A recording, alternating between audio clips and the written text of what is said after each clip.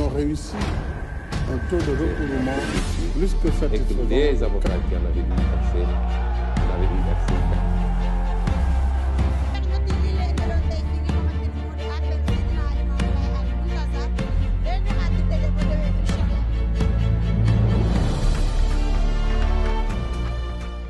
Nous remercions très sincèrement, mesdames, mesdemoiselles, messieurs les journalistes, d'avoir répondu massivement à ce point de presse des avocats de l'État du Sénégal. Comme vous le savez, il y a énormément de communications, de discours, de pétitions pour manipuler l'opinion. Raison pour laquelle ce collectif que je vais vous présenter a décidé de faire face aux journalistes pour s'adresser à l'opinion publique nationale et internationale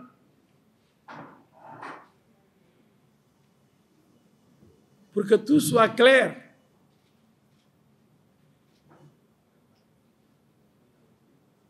Pour mettre fin à la manipulation. Je vais immédiatement vous présenter les membres du collectif des avocats de l'État du Sénégal.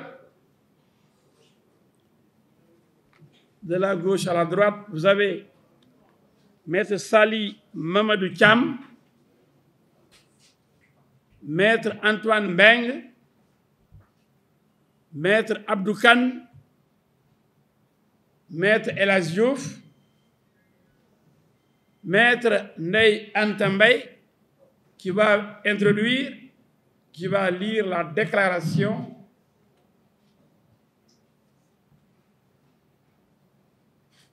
adressée aux journalistes et à l'opinion. À sa suite, sur à ma droite, Maître Adama Fall, Maître Ousmane Thiam, Maître Yeriba. Il y a des absents, peut-être qu'ils vont nous rejoindre, et d'autres qui sont empêchés. Il y a Maître Abdou Djali Kane, Maître El Hadji Amadou Sall, empêché, un peu souffrant, Maître Samba Biteye, Maître Souleymane Kodou Fall, du barreau de Paris, mais qui est constitué ici, à nos côtés. Tout de suite et immédiatement, je vais passer la parole à Maître Ndeye Anta Mbaye, qui va lire la déclaration.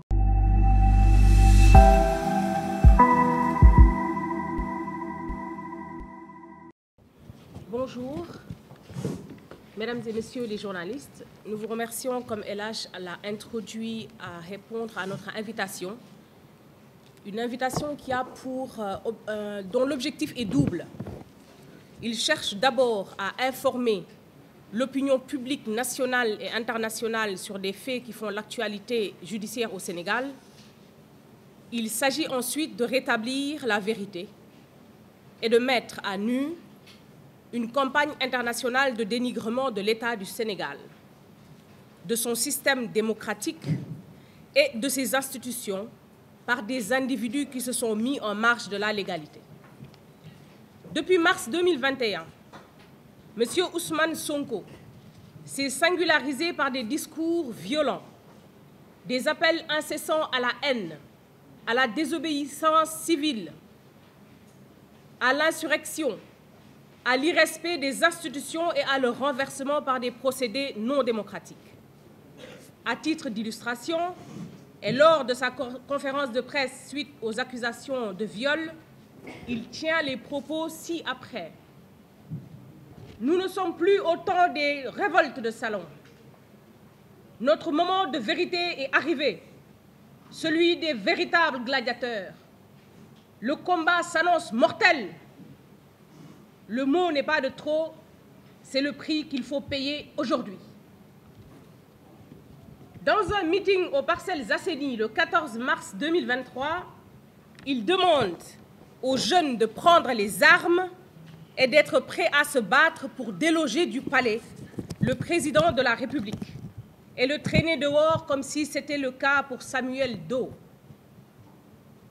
Dans le même sillage, il a appelé à défoncer les domiciles des autorités étatiques lors des manifestations en promettant que les agresseurs allaient y trouver des milliards.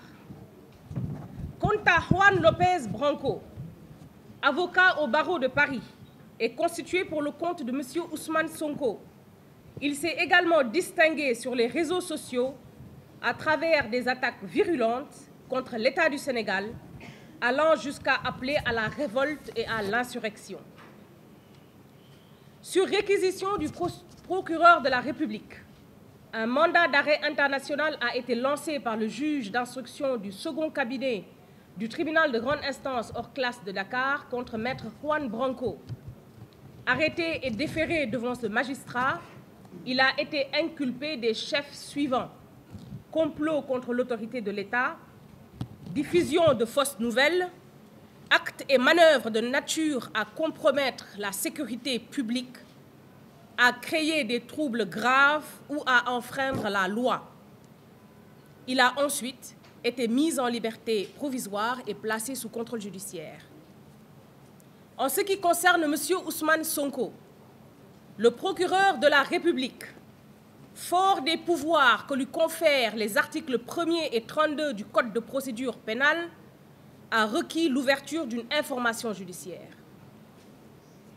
Le doyen des juges qui a été saisi à cet effet a inculpé M. Ousmane Sonko des chefs suivants: acte de nature à compromettre la sécurité publique ou à occasionner des troubles graves, association de malfaiteurs en relation avec une entreprise terroriste, attentat et complot contre l'autorité de l'État en relation avec une entreprise terroriste, le financement du terrorisme, provocation directe à un attroupement armé, diffusion de fausses nouvelles, complicité d'homicide volontaire par incitation et provocation, vol. Il a été ensuite placé sous mandat de dépôt. Par lettre en date du 7 août 2023, l'agence judiciaire de l'État a informé les juges d'instruction de sa constitution de partie civile dans les procédures ouvertes contre M. Ousmane Sonko, M. Juan Branco et d'éventuels complices ou co-auteurs. Un pool d'avocats chargé de défendre les intérêts de l'État du Sénégal a également été mis sur pied pour se constituer dans ces procédures et dans toutes autres concernant les dégradations, les pertes, les préjudices infligés à l'État du Sénégal dans ce contexte. Par ailleurs, il importe de préciser que l'État, contrairement au ministère public, qui a pour mission la poursuite des infractions pénales et l'exécution des condamnations, peut se constituer partie civile pour la réparation d'un préjudice qu'il aura subi du fait d'une infraction pénale.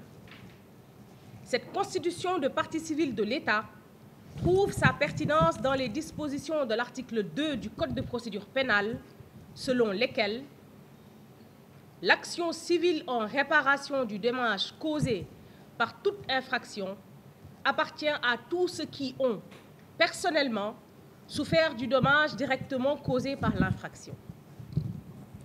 Il est à rappeler qu'au cours des différentes manifestations, des saccages et pillages des biens publics ont été la cible des casseurs. Ces biens, qui ont une forte valeur sociale, transport, alimentation, carburant, réseau électrique, distribution d'eau, ont été endommagés ou complètement détruits sur l'ensemble du territoire national. L'image de l'institution étatique a été chahutée. Le fonctionnement des services publics ralenti. Les populations terrorisées. Les victimes et leurs familles traumatisées. De même, le secteur privé n'a pas été épargné, car de lourdes pertes et de nombreux dégâts ont été enregistrés par des entreprises sénégalaises. Cet état de fait a des conséquences très néfastes sur l'économie nationale, avec un fort impact négatif sur les politiques économiques. L'État se réserve le droit d'évaluer l'étendue du préjudice souffert du fait de ces agissements et ne ménagera aucun effort pour rendre effectif la réparation du préjudice subi. Le pool d'avocats rappelle que dans le cadre des procédures susvisées, il poursuit et entend ne poursuivre que l'objectif de la restauration et de la préservation des intérêts de l'État du Sénégal par la manifestation de la vérité judiciaire, le respect de la présomption d'innocence, la garantie d'un procès équitable, mais aussi et surtout le principe sacro-saint de la séparation des pouvoirs. C'est pourquoi le pool attire l'attention du groupuscule se définissant coalition des défenseurs des droits humains sur les dangers et le précédent grave que constitue ce type d'appel par lequel des individus qui se proclament intellectuels et défenseurs de l'état de droit et qui condamnent dans leur pétition la violation de ces règles fondamentales. Ces manœuvres et désinformations sont à dénoncer, car elles encouragent une immixtion du pouvoir exécutif dans les attributions légales du juge d'instruction et lui imposent une parodie de solutions judiciaires. Il est à rappeler aux pétitionnaires d'un document à effacer des tablettes de l'histoire que l'état de droit que nous partageons tous ne saurait différencier le traitement des citoyens devant la règle de droit, ni passer par pertes et profits la profanation sauvage du sanctuaire universitaire, de l'incendie criminel de la faculté de droit. Il faut rappeler que quelle que soit la légitimité d'un motif humanitaire ou sanitaire, le fait qu'une autorité, fût-elle l'autorité suprême de l'État, puisse demander à un procureur, quel qu'il soit, de mettre des personnes en liberté provisoire malgré la saisine du juge d'instruction est une catastrophe juridique, une aberration démocratique et une simple magouille politique. Le magistrat instructeur reste le seul garant des droits et libertés des personnes mises en cause jusqu'à la prise d'une ordonnance de règlement, sauf la vigie essentielle que constitue la présence rassurante et le ministère de l'avocat à toute étape de la procédure. En définitive, les conseils de l'État contribueront sans complaisance à la manifestation de la vérité. Il s'agit concrètement de se focaliser sur les aspects juridiques et judiciaires, de fond et de forme, à chaque fois qu'un point de droit sera dénaturé pour des raisons autres que la justice.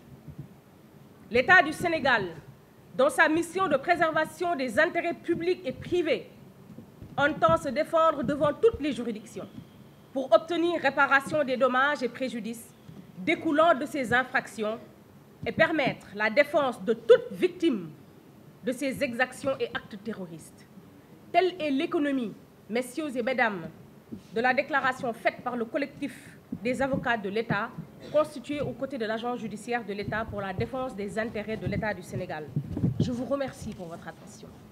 Ils ont réussi un taux de recouvrement plus que satisfaisant. Et que les avocats qui en avaient dû verser, en avaient dû verser.